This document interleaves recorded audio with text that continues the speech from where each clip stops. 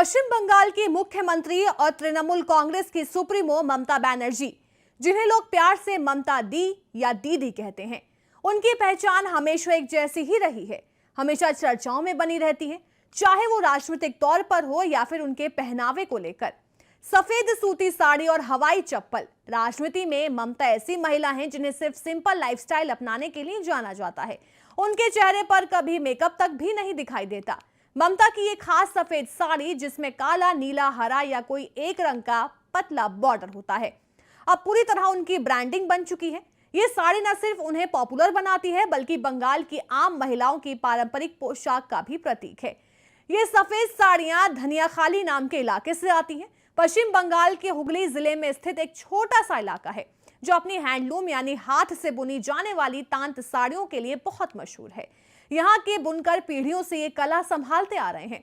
धनियाखाली साड़ी को 2011 में GI tag भी मिल चुका है, यानी ये खास बंगाल की ही है।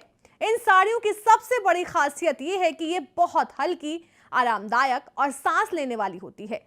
बंगाल का चिपचिपा और गर्म मौसम होने के बावजूद ये पहनने में बहुत सुकून देती है।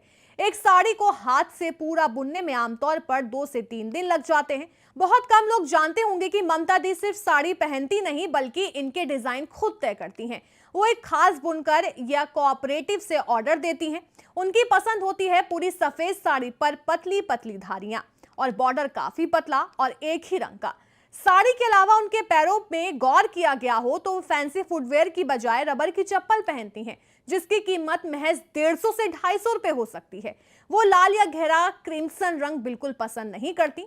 साथ ही वो साड़ी को सामान्य से थोड़ा लंबा ऑर्डर करती हैं, यानी तिहरा हाथ लगभग 6 मीटर की, जबकि आम साड़ियां बहरा हाथ यानी 5.5 मीटर की होती हैं। इन साड़ियों की कीमत बहुत ही नॉर्मल होती है, यानी 350 से 400 रुपए के आसपास। लेकिन अब इन्हें लोग ममता साड़ी कहकर पुकारते हैं और ये काफी पॉपुलर हो चुकी हैं। ममता दी के बचपन में परिवार को काफी आर्थिक तंगी का सामना करना पड़ा था। पिता की जल्दी मौत हो गई थी, इसी वजह से उन्होंने कभी ज्यादा कपड़े जमा करने या लग्जरी की आदत नहीं डाली। उनके पास बस जरूरत जितने ही कपड़े होते हैं। वो पेंटर भी हैं और समय मिलने पर खूबसूरत पेंटिंग भी बनाती हैं, जो काफी महंगी बिकती हैं। लेकिन खुद वो हमेशा इसी सादगी वाली साड़ी और हवाई चप्पल में राज्य के लंबे लंबे दौरे करती हैं, रैलियां करती हैं और काम संभालती हैं। ममता के हाथों पर कोई चूड़ी कंगन नहीं, हमेशा एक घड़ी देखी गई है। कोई स्पष्ट या विश्वसनीय जानकारी उपलब्ध नहीं है कि वो किस खास ब्रांड की घड़ी पहनती हैं। रिपोर्ट्स के मुताबिक वो उनकी कलाई पर घड़ी दिखती भी है तो वो एक नॉर्मल, बेसिक, एनालॉग या कैजुअल टाइप की लगती है, जैसे भारतीय ब्रांड्स टाइटन, सोनाटा या फिर फास्ट्रैक जैसी आम और अफोर्डेबल वाली। लेकिन पिछले कुछ समय से उनकी कलाई पर जो वॉच देखी गई है वो फिटबीट ब्रांड की मालूम होती है। ममता बनर्जी, जो 5 जनवरी 1955 कोलकाता के परिवार में पैदा हुई, उन्होंने अपने चुनावी हलफनामे में बताया कि उनके पास खुद का कोई घर या फिर कार नहीं है।